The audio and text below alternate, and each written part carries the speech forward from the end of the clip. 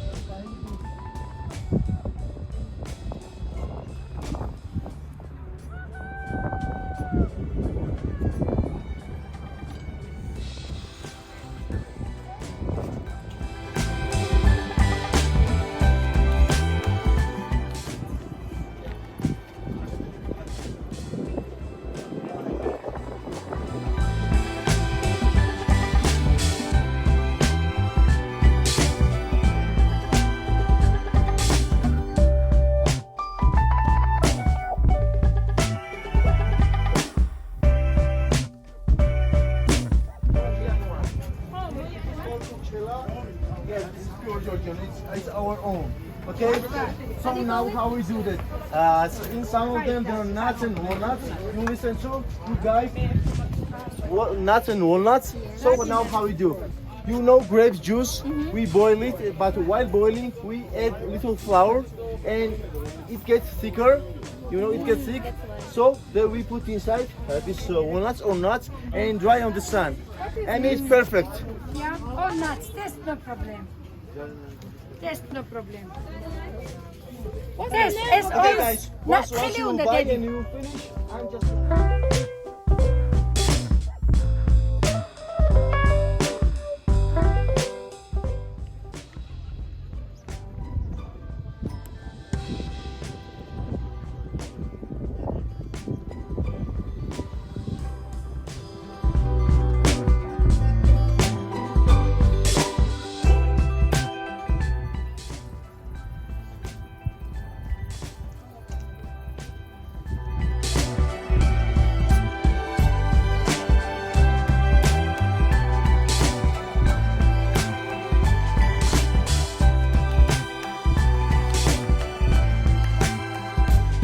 Just wait, can you see? Behind the mountains, there is supposed to be the highest hill in Caucasia.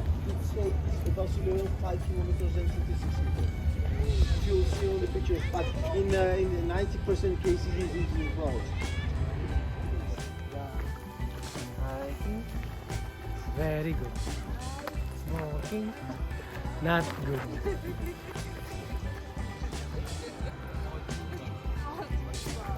Okay, follow the leader.